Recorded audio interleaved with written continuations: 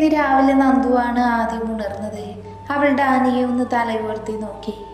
നിഷ്കളങ്കമായ അവൻ്റെ ഉറക്കം കണ്ട് അവളിൽ സ്നേഹം നിറഞ്ഞു തുളുമ്പി. നന്ദു ചെറുപുഞ്ചിരിയോടെ ഡാനിയുടെ നെറ്റിയിൽ ചുംബിച്ചു. എന്നിട്ട് അവൾ അവിടെ നിന്നും എണീറ്റ് ഫ്രഷാവാൻ പോയി. കുറച്ച് കഴിഞ്ഞതും ഡാനിയും എണീറ്റ് ഫ്രഷായി. അവർ രണ്ടുപേരും വീട്ടിലേക്ക് തിരിച്ചു.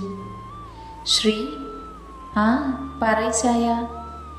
ശ്രീ, എനിക്ക് കുറച്ച് കാര്യങ്ങൾ നിന്നോട് പറയാനുണ്ട്.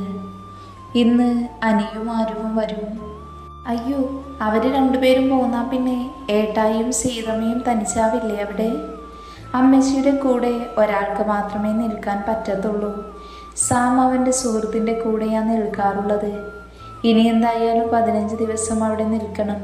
അതുവരെ ആരുവിൻ്റെ കോളേജ് കളയണ്ടല്ലോ. ഇവിടെ നാട്ടിൽ അവരുടെ തന്നെ ഹോസ്പിറ്റലുണ്ട്. പറ്റുമെങ്കിൽ അങ്ങോട്ട് ഷിഫ്റ്റ് ചെയ്യും, ഇല്ലെങ്കിൽ അവിടെ തന്നെ ആയിരിക്കും. പിന്നെ അനിയും ആരുവും പോയത് സീതമ്മ ആദ്യമായില്ലേ ഇങ്ങനെയൊക്കെ പോകുന്നത്. ആ ഒരു ബുദ്ധിമുട്ട് മാറ്റാനായിരുന്നു ആരുവിനെ കൊണ്ടുപോയത്. ഇപ്പം സീതമ്മ ഓക്കെയാണെന്ന് പറഞ്ഞു. അതുകൊണ്ടാണ് അവർ രണ്ടുപേരും ഇങ്ങോട്ട് പോരുന്നത്. അവൾക്ക് കൂട്ടിന് അനിയും പോയി, അത്രയേ ഉള്ളൂ. അങ്ങനെയാണല്ലേ? അപ്പോൾ ഇനി മാളുവും ആരുവും വീട്ടിൽ തനിച്ചോ? നന്ദു വിഷമത്തോടെ ചോദിച്ചു. ഡാനി അവളെ കൂർപ്പിച്ചൊന്ന് നോക്കി. അവർ രണ്ടുപേരും നിന്റെ മാത്രമല്ല എൻ്റെയും കൂടെ അനിയത്തിമാരാണ്. അത് മറക്കാതിരുന്ന നിനക്ക് കൊള്ളാം. ഡാനിയുടെ പരിഭവം കണ്ട് നന്ദുവിന് ചിരി വന്നു. അയ്യോ, ഒരു കലിപ്പനാണോ ഇങ്ങനെ മുഖം വീർപ്പിച്ചിരിക്കുന്നത്? നന്ദു ചിരിയോട് അവനെ നോക്കി പറഞ്ഞു. പോടി, നിന്റെ മുന്നിൽ ഞാൻ കലിപ്പനാണോ? അല്ല, എന്നാലും നമ്മൾ ആദ്യമായി കണ്ടപ്പോൾ എന്തായിരുന്നു നിങ്ങളുടെ ദേഷ്യം? അതോട്ട് ചിരിച്ചതാ. അങ്ങനെ ഡാനിയും നന്ദുവും അനിയെയും ആരുവിനെയും കാത്തു നിൽക്കുവാണ്. ഡാനി നന്ദുവിന് തന്നെ നോട്ടമുറപ്പിച്ച് നിൽക്കുവായിരുന്നു. അവൻ്റെ ഉള്ളിൽ അവളോടുള്ള പ്രണയം നിറഞ്ഞു തുളുമ്പി. എന്നാൽ നന്ദുവിൻ്റെ ചിന്ത മറ്റെങ്ങോ ആയിരുന്നു. അത് കണ്ട് ഡാനി അവളോട് ചോദിച്ചു. ശ്രീ, താനെന്തായി ചിന്തിച്ചു കൂട്ടുന്നത്? ഒന്നുമില്ല ചായ, ഞാൻ വീട്ടിൽ പോയിട്ടുള്ള കാര്യങ്ങൾ ആലോചിച്ചതാ. എന്ത് കാര്യം? മമ്മയോട് എങ്ങനെ സ്നേഹത്തോടെ എനിക്ക് പെരുമാറാൻ കഴിയും? എൻ്റെ ഇച്ചായനെ ഇത്രയും വേദനിപ്പിച്ചതല്ലേ?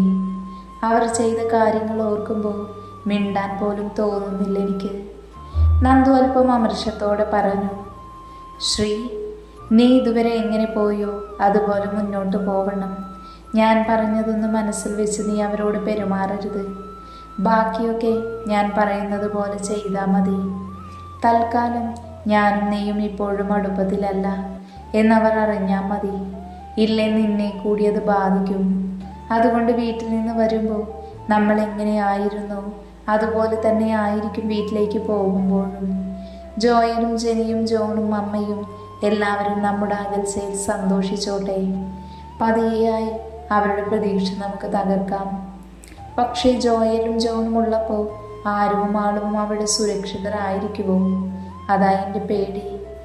അതോർത്ത് നീ പേടിക്കേണ്ട. അവർ എൻ്റെയും കൂടി പെങ്ങന്മാരാണെന്ന് ഞാൻ നിന്നോട് ഒരു പ്രാവശ്യം പറഞ്ഞു.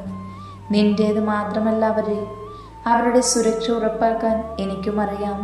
അത് മുൻകൂട്ടി കണ്ടിട്ട് തന്നെയാണ് ഞാനെല്ലാം പ്ലാൻ ചെയ്തത്.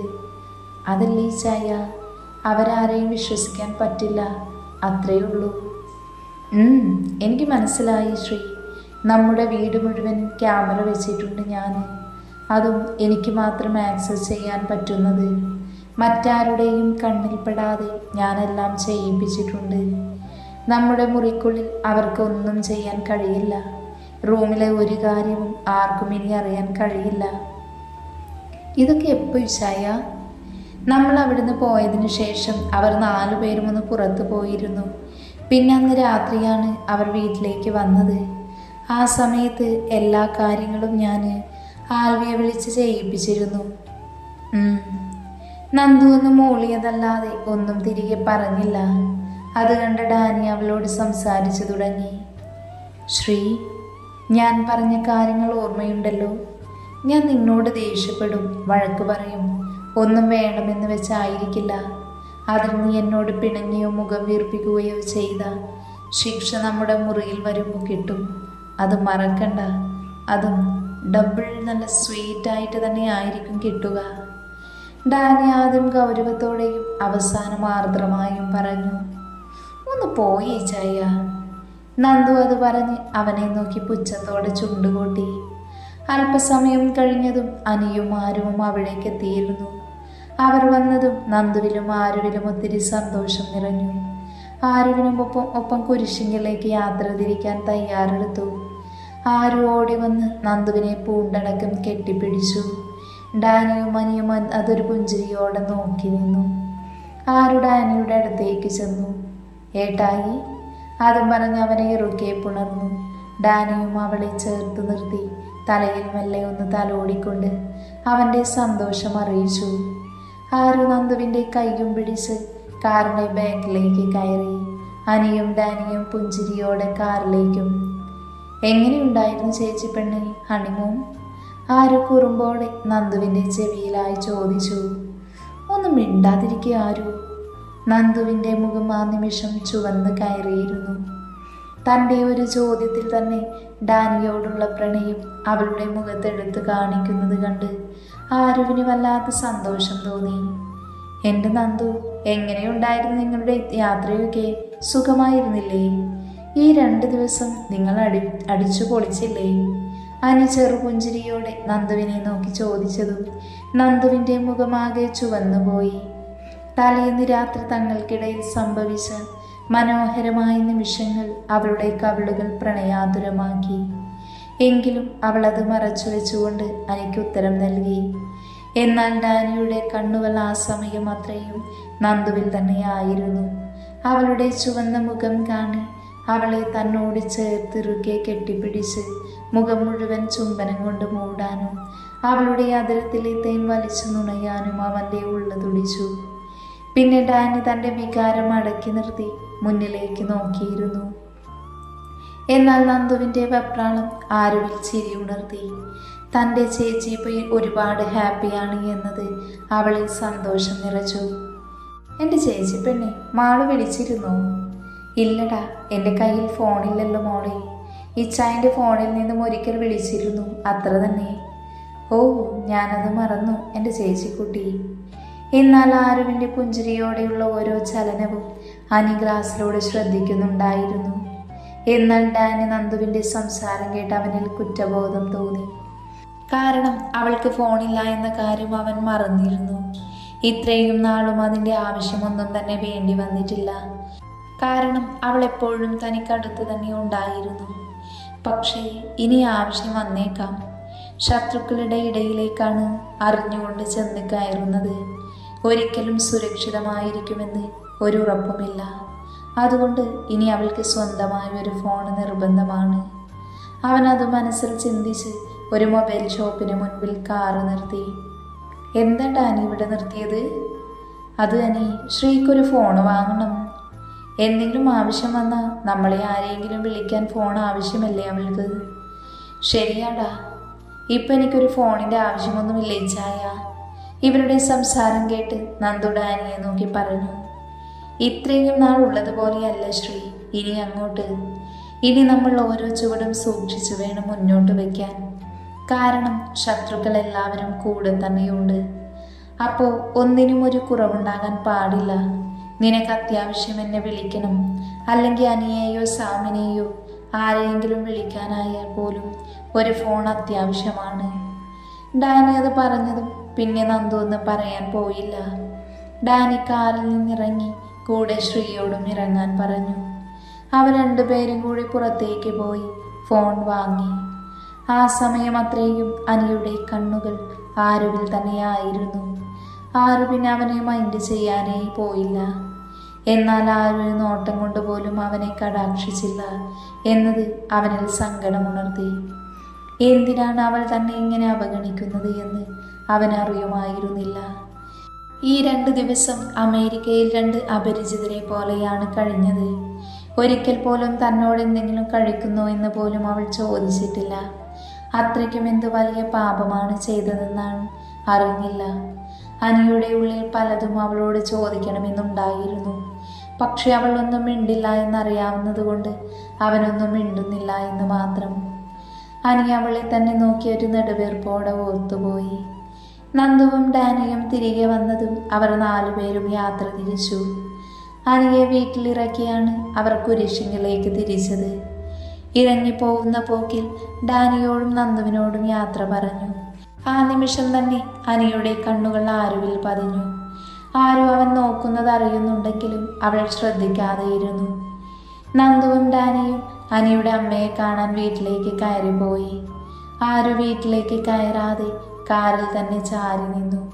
ആ നിമിഷം അനി പതിയെ ആരുവിൻ്റെ അടുത്തേക്ക് വന്നുകൊണ്ട് പറഞ്ഞു, ആദി, ഞാൻ താലി കെട്ടി എൻ്റെ കൈ പിടിച്ച് കയറിയാൽ മതി നീ എൻ്റെ വീട്ടിലേക്ക്, അല്ലേ പെണ്ണേ? ഒരു കുറുമ്പോട് അനി പറഞ്ഞതും ആരു അവനെ കലിപ്പിലൊന്ന് നോക്കി. നിന്റെ ഈ ദേഷ്യമെല്ലാം ഞാൻ മാറ്റിയെടുക്കും പെണ്ണേ, നീ കാത്തിരുന്നു ഈ അനിലിൻ്റെ താലിയുടെ അവകാശിയാവാൻ. അത് പറഞ്ഞ് അവളുടെ അടുത്തേക്ക് നീങ്ങിയതും ആ നിമിഷം തന്നെ നന്ദുവും ഡാനിയും വന്നിരുന്നു. പിന്നെ അവർ 2 പേരും അനിയോട് യാത്ര പറഞ്ഞിറങ്ങി. നാളെ മുതൽ അവനോട് ഓഫീസിലേക്ക് വരാൻ ഡാനി പറഞ്ഞിരുന്നു. അവരെ ഒതുക്കുന്നത് വരെ എല്ലാവരും ഓഫീസിൽ വേണമെന്നത് അവന് നിർബന്ധമുണ്ടായിരുന്നു. എന്നാൽ മാത്രമാണ് അവരുടെ പ്ലാൻ നടപ്പിലാക്കാൻ പറ്റത്തുള്ളൂ. യാത്രയിലുടനീളം നന്ദുവും ശ്രീയും സംസാരിക്കുന്നുണ്ടെങ്കിലും ഡാനി അവരെ കേട്ടിരിക്കുന്നതല്ലാതെ പ്രത്യേകിച്ചൊന്നും സംസാരിക്കുന്നുണ്ടായിരുന്നില്ല. അനിയുടെ ഉള്ളിൽ എന്തൊക്കെയോ വിഷമമുണ്ട് എന്ന് ഡാനിക്ക് മനസ്സിലായിരുന്നു. നാളെ ഓഫീസിൽ വരുമ്പോൾ ചോദിക്കാമെന്ന് കരുതിയാണ് ഡാനി ചോദിക്കാതിരുന്നത്. ഡാനിയും നന്ദുവും ആരുവും കുരിശിങ്കിലേക്ക് യാത്ര തിരിച്ചു. വീട്ടിലേക്ക് എത്തും തോറും നന്ദുവിൻ്റെ ഉള്ളിൽ എന്തോ ഭയം നിറഞ്ഞു.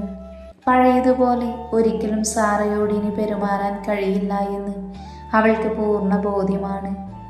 ശ്രീ, വെറുതെ ഓരോന്ന് ആലോചിച്ച് തലപുകയ്ക്കാൻ നിൽക്കണ്ട. എന്തായാലും നമുക്ക് വരുന്നിടത്ത് വെച്ച് കാണാം. നമുക്കൊപ്പം ഇവരെല്ലാവരും ഇല്ലേ? ആരുമില്ലെങ്കിലും ഞാനില്ലേ ശ്രീ നിനക്ക്, പിന്നെന്തിനീ വിഷമം?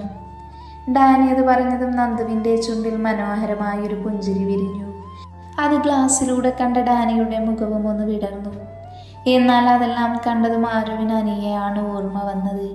അവളൊന്ന് തല ഉടഞ്ഞ് ഫോണിലേക്ക് ശ്രദ്ധിച്ചു. അങ്ങനെ അവർ വീട്ടിലെത്തിയതും ഡാനി കണ്ണുകൾ കൊണ്ട് കാര്യങ്ങൾ ഓർമ്മയില്ല എന്നതുപോലെ നന്ദുവിനെ നോക്കി തിരക്കി. അതിനവളൊന്ന് പുഞ്ചിരിച്ചു. അപ്പോഴേക്കും ആൽവി അങ്ങോട്ടേക്ക് വന്നിരുന്നു. ആൽവിയുടെ മുഖത്തെ പുഞ്ചിരി കണ്ടപ്പോൾ ഡാനിക്ക് മനസ്സിലായിരുന്നു താൻ ഏൽപ്പിച്ചതെല്ലാം അവൻ വളരെ ഭംഗിയായി തന്നെ ചെയ്തിട്ടുണ്ടെന്ന്. ഡാനി അവനെ ഇറുക്കെ കെട്ടിപ്പിടിച്ചു. ഡാ, സുഖല്ലേ? പിന്നെ ഭയങ്കര സുഖമാണ്, ആൽവി കളിയാക്കി പറഞ്ഞു. അത് കേട്ട് 3 പേര് പുഞ്ചിരിച്ചു. അകത്തേക്ക് കയറിയപ്പോൾ എങ്ങും ആരെയും കണ്ടിരുന്നില്ല. വർക്കിംഗ് ടൈം ദിവസമായതുകൊണ്ട് തന്നെ എല്ലാവരും ഓഫീസിലായിരിക്കുമെന്ന് ഡാനിക്ക് മനസ്സിലായി. ആൽവിയെ വിളിച്ചു പറഞ്ഞത് പ്രകാരമാണ് അവൻ വീട്ടിൽ വന്നത്. നിങ്ങൾ പോയി ഫ്രഷായി വാ, ആൽവി അവരെ നോക്കി പറഞ്ഞു. മോളെ ആരു, മാളു അല്ലുവിൻ്റെ കൂടെ അവരുടെ വീട്ടിലാണ്. അവർ കോളേജിൽ നിന്ന് വന്നിട്ട് നീയും അവരുടെ കൂടെ നിന്നാൽ മതി, അതാണ് കൂടുതൽ സേഫ്. ഡാനി ആരുവിനെ ചേർത്ത് പിടിച്ചു പറഞ്ഞു. ഇപ്പം മോൾക്ക് നിന്റെ ചേച്ചി ഒരു റൂം കാണിച്ചു തരും. മോള് ചെല്ല്, എന്നിട്ട് ഫ്രഷായി ഭക്ഷണം കഴിച്ചൊന്ന് ഉറങ്ങി എണീറ്റാ ഈ ക്ഷീണമൊക്കെ മാറിക്കോളും. ഡാനി ആരുവിനോട് പറഞ്ഞതും ആരു അത് കേട്ട് സമ്മതത്തോടെ തലയാട്ടി. വാ മോളെ, റൂം ഞാൻ കാണിച്ചു തരാം. നന്ദു അത് പറഞ്ഞ് ആരുവിനെയും കൂട്ടി മുകളിലേക്ക് പോയി. ആരുവിൻ്റെ റൂം അവരുടെ റൂമിൻ്റെ തൊട്ടടുത്ത റൂം തന്നെയായിരുന്നു. മോളെ ഒന്ന് ഫ്രഷായി വാ, എന്നിട്ട് ഭക്ഷണം കഴിച്ച് ക്ഷീണം മാറ്റുമ്പോഴേക്കും അല്ലുവും ആളുവും വരും. ശരി ചേച്ചി. നന്ദു അവിടെ നിന്നും നേരെ അവരുടെ റൂമിലേക്ക് പോയി. അപ്പോഴേക്കും ഡാനി ഫ്രഷായി ഇറങ്ങിയിരുന്നു. അവനെ നോക്കി ഒന്ന് ചിരിച്ചുകൊണ്ട് നന്ദുവും ഫ്രഷായി. 3 പേരും ഡൈനിങ് ടേബിളിന് മുന്നിലെത്തി. അപ്പോഴേക്കും ആൽവിയും അവിടെ ഇരിക്കുന്നുണ്ട്. നന്ദു രാധമ്മയുടെ അടുത്ത് പോയി കുറച്ച് സമയം സംസാരിച്ച് ഫുഡെല്ലാം എടുത്തു വെച്ചു. ആരും വന്ന് ഒന്നിച്ചിരുന്ന് ഭക്ഷണം വിളമ്പി സന്തോഷത്തോടെ കഴിച്ചെണീറ്റൊന്ന് കിടക്കാൻ പോയി. ആൽവി ഡാനിയോട് പറഞ്ഞ് ഓഫീസിലേക്കും തിരിച്ചു. ഡാനി റൂമിലെത്തിയപ്പോൾ നന്ദു കിടക്കാൻ നിൽക്കുവാണ്. എന്താണ് ശ്രീ, ഉറങ്ങാൻ പോകുവാണോ? അല്ലേ ചായ, ചുമ്മാ കുറച്ച് സമയം കിടക്കാമെന്ന് കരുതി. ഓ, അങ്ങനെയാണോ? എന്നാ പിന്നെ ഞാനും ഉണ്ടടി. അതും പറഞ്ഞ് ഡാനി അവളുടെ ഇടുപ്പിൽ പിടിച്ച് ബെഡിലേക്ക് മറിഞ്ഞു. ഇച്ചായ, എന്തേ കാണിക്കുന്നത്? എൻ്റെ ശ്രീ, ഞാൻ കാണിച്ചില്ലല്ലോ, കാണിക്കാൻ പോകുന്നതല്ലേ ഉള്ളൂ. അതും പറഞ്ഞ് അവളുടെ മുഖത്തൂടെ പാറി പറക്കുന്ന മുടിയിഴകളെ പുറകിലേക്കാക്കി അവളുടെ അതിരങ്ങളെ ഒന്ന് ഞെരടി. നന്ദുവിൽ നിന്നൊരു ശബ്ദം പുറത്തേക്ക് വന്നു. ശ്രീ, നീ എൻ്റെ കൺട്രോൾ കളയും. പിന്നെ ഞാൻ ഓരോന്ന് ചെയ്തിട്ട് പറഞ്ഞിട്ട് കാര്യമുണ്ടാവില്ല കേട്ടോ. ഒന്ന് പോയി ചായ, എന്നെ ഓരോന്ന് കാണിച്ചു വെച്ചിട്ട് പറയുന്നത് കേട്ടില്ലേ കൊള്ളൻ. ഡീ, നീ എന്താടി എന്നെ വിളിച്ചത്? കള്ളനെന്നോ? എന്നാ പിന്നെ പൊന്നുമോള് കണ്ടോ ഞാൻ കട്ടെടുക്കാൻ പോകുന്നത് എന്താണെന്ന്? അതും പറഞ്ഞ് അവളെ വലിച്ചടുപ്പിച്ച് അവളുടെ അതിരങ്ങളിലേക്ക് അവൻ ആഴ്ന്നിറങ്ങി. നന്ദുവിൻ്റെ കണ്ണുകൾ മിഴിഞ്ഞു വന്നു.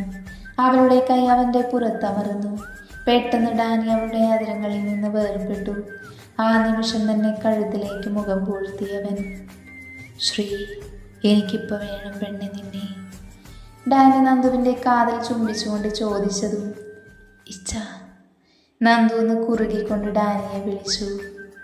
അങ്ങനെ വിളിക്കല്ല പെണ്ണെ, എനിക്കിനിയും പിടിച്ചു നിൽക്കാൻ കഴിയില്ല ശ്രീ. ഡാനി നന്ദുവിൻ്റെ കണ്ണിലേക്ക് നോക്കി ഒരു വല്ലാത്ത ഭാവത്തിൽ പറഞ്ഞുകൊണ്ട് അവളുടെ കഴുത്തിൽ അതിരങ്ങൾ പതിപ്പിച്ചു. ശ്രീ ഒന്ന് കുറുകിക്കൊണ്ട് അവനോട് ചേർന്നു കിടന്നു. ഡാനിയുടെ ദൃഢമായ ശരീരം നന്ദുവിൻ്റെ പൂ പോലുള്ള ശരീരത്തിലേക്ക് അമർന്നതും അവളിൽ നിന്നും ഒരു ശീൽക്കാരം ഉയർന്നു വന്നു. അപ്പോഴും അവൻ്റെ കൈകൾ അവളുടെ വെണ്ണ പോലുള്ള ശരീരത്തിലൂടെ അലഞ്ഞു നടന്നു. ഡാനിയുടെ അതിരങ്ങൾ നന്ദുവിൻ്റെ കഴുത്തിൽ അലഞ്ഞു നടന്നു. ഇടയ്ക്ക് ഡാനിയുടെ പല്ലുകൾ നന്ദുവിൻ്റെ നീല ഞരമ്പിൽ ആഴ്ന്നിറങ്ങി. ഇച്ചായ. ഡാനിയുടെ കൈകൾ നന്ദുവിൻ്റെ ശരീരത്തിലൂടെ അലഞ്ഞോട് പുതുവസന്തം തേടി. അവസാനം അവളുടെ മാറിലേക്ക് വന്നു നിന്നതും ഡാനി തൻ്റെ കൈകൾ കൊണ്ട് അവയെ ഒന്ന് ഞെരിച്ചു. ഇച്ചായ. ഡാനിയുടെ കൈകൾ തൻ്റെ മാറിൽ മുറുകിയതും അവൾ വേദനയോടെ വിളിച്ചു. ഡാനി നന്ദുവിനെ ഒന്ന് നോക്കിക്കൊണ്ട് അവളിലെ ഡ്രസ്സിനെ താഴ്ത്തി കണ്ണുകൾ അടച്ചുകൊണ്ട് ബെഡിൽ കിടക്കുന്ന നന്ദുവിനെ ഒന്ന് നോക്കി. ഡാനി അവളുടെ മാറിലേക്ക് മുഖം പൂഴ്ത്തിയിരുന്നു. അവളിൽ നിന്നൊരു മൂളൽ പുറത്തേക്ക് വന്നു. ഡാനി അവളെ തൻ്റെ പല്ലുകൾ കൊണ്ട് അവളെ ഡ്രസ്സ് അകത്തി മാറ്റി അവൻ്റെ കൈകൾ അവളുടെ മാറിൽ നിന്നും താഴെ കരിച്ചിറങ്ങി അവളിലൂടെ ഒഴുകി നടന്നു. ഡാനി തൻ്റെ കൈകൾ കൊണ്ട് തന്നെ നന്ദുവിൻ്റെയും തൻ്റെയും അവശേഷിച്ച വസ്ത്രം കൂടി വേർപ്പെടുത്തിക്കൊണ്ട് നിലത്തേക്കിട്ടു. ഡാനിയുടെ ശബ്ദമൊന്നും കേൾക്കാഞ്ഞതും അവൾ കണ്ണുകൾ തുറന്നു കണ്ടു. തൻ്റെ നഗ്നമായ ശരീരത്തിലൂടെ ഒരു വല്ലാത്ത ഭാവത്തിൽ ഓടി നടക്കുന്ന ഡാനിയുടെ കണ്ണുകൾ. അത് കണ്ട് നന്ദു കണ്ണുകൾ അടച്ചു കിടന്നു. അവളുടെ ശരീരം വിറയ്ക്കുന്നുണ്ടായിരുന്നു. കണ്ണുകൾ അടച്ചുകൊണ്ട് കിടക്കുന്ന നന്ദുവിനെ ഒന്ന് നോക്കിക്കൊണ്ട് ഡാനി ഒരു ചിരിയോടെ അവളുടെ മാറിലേക്ക് മുഖം പൂഴ്ത്തി അവളുടെ മാറിലും അമർത്തി ചുംബിച്ചുകൊണ്ടിരുന്നു. ഡാനിയുടെ ചുണ്ടും നാവും അവളുടെ മാറിലൂടെ അലഞ്ഞു നടന്നു. ഇടയ്ക്ക് ഡാനി തൻ്റെ കൈകൾ കൊണ്ട് അവയെ ഞെരിച്ചുകൊണ്ടിരുന്നു. എത്ര നുണഞ്ഞിട്ടും മതിയാവാത്തതുപോലെ ഡാനി വീണ്ടും വീണ്ടും നന്ദുവിൻ്റെ മാറിൽ നുണഞ്ഞുകൊണ്ടിരുന്നു. ഇച്ചായ. നന്ദു ഒന്ന് പൊങ്ങിക്കൊണ്ട് അവനെ വിളിച്ചുപോയി. ഇടയ്ക്ക് ഡാനിയുടെ പല്ലുകളും നന്ദുവിൻ്റെ മാറിലേക്ക് ആഴ്ന്നിറങ്ങി. ഡാനിയുടെ മുഖം നന്ദുവിൻ്റെ വെണ്ണ പോലുള്ള അവളുടെ വയറിലേക്ക് അരിച്ചിറങ്ങി. പൂക്കൾ ചുഴിക്ക് ചുറ്റും അവൻ ചുംബനങ്ങൾ കൊണ്ട് മൂടിയിരുന്നു. അവിടെ ഡാനിയുടെ പല്ലുകൾ ആഴ്ന്നിറങ്ങി. ഡാനിയുടെ മുഖമുയർത്തി നന്ദുവിനെ ഒന്ന് നോക്കിക്കൊണ്ട് അവളിലേക്ക് ആഴ്ന്നിറങ്ങി. ഇച്ചായ. കണ്ണുകൾ വലിച്ചു തുറന്നുകൊണ്ട് നന്ദു ഡാനിയെ നോക്കി വേദനയോടെ വിളിച്ചു. ഇപ്പം മാറും ശ്രീ. അവളുടെ നിറഞ്ഞ കണ്ണിൽ അമർത്തി ചുംബിച്ചുകൊണ്ട് ഡാനി വീണ്ടും അവളിലേക്ക് ആഴ്ന്നിറങ്ങിക്കൊണ്ടിരുന്നു. ആദ്യം പതുക്കെ തുടങ്ങിയെങ്കിലും പിന്നെ അതൊരു കൊടുങ്കാറ്റായി മാറി. അവളുടെ സ്വീൽക്കാരം ഉയർന്നു കേട്ടു. കുറച്ച് സമയം കൂടി കഴിഞ്ഞതും വേദനയ്ക്ക് പകരം അവിടെ മറ്റെന്തോ അനുഭൂതി നിറയുന്നത് പോലും അവൾ അറിഞ്ഞിരുന്നു. തന്നിലേക്ക് ഉയർന്നു പൊങ്ങുന്നവനെ നന്ദു തന്നിലേക്ക് ചേർത്ത് പിടിച്ചു. പിന്നെ ആ 4 ചുവരുകൾക്കുള്ളിൽ നന്ദുവിൻ്റെ ശീൽക്കാരങ്ങൾ ഉയർന്നുകൊണ്ടിരുന്നു. ഇച്ചായ എന്ന് അവൾ ഇടയ്ക്ക് വിളിച്ചുകൊണ്ടിരുന്നു. പിന്നെയും സമയം കടന്നുപോയതും ഡാനി ഒരു കിതപ്പോടെ നന്ദുവിൽ നിന്നും അകന്നുകൊണ്ട് ബെഡിലേക്ക് കിടന്നു. പിന്നെ നന്ദുവിനെ തൻ്റെ നെഞ്ചിലേക്ക് കിടത്തിക്കൊണ്ട് സൈഡിൽ കിടക്കുന്ന ബെഡ്ഷീറ്റ് എടുത്ത് തങ്ങളുടെ മേലേക്കിട്ടു. ഒരുപാട് വേദനിച്ചു പെണ്ണേ? ഡാനി അവളുടെ നെറ്റിയിലൊന്ന് അമർത്തി ചുംബിച്ചുകൊണ്ട് ചോദിച്ചു. ഡാനി ചോദിച്ചതും അവൻ്റെ നെഞ്ചിൽ ചുംബിച്ചുകൊണ്ട് അവൾ പുഞ്ചിരിച്ചു. എന്നിട്ട് ഡാനിയെ നോക്കിയില്ല എന്ന് തലയാട്ടി. കുറച്ച് സമയം കഴിഞ്ഞതും യാത്രയുടെ ക്ഷീണം കാരണം അവർ രണ്ടുപേരും ഉറങ്ങിപ്പോയിരുന്നു.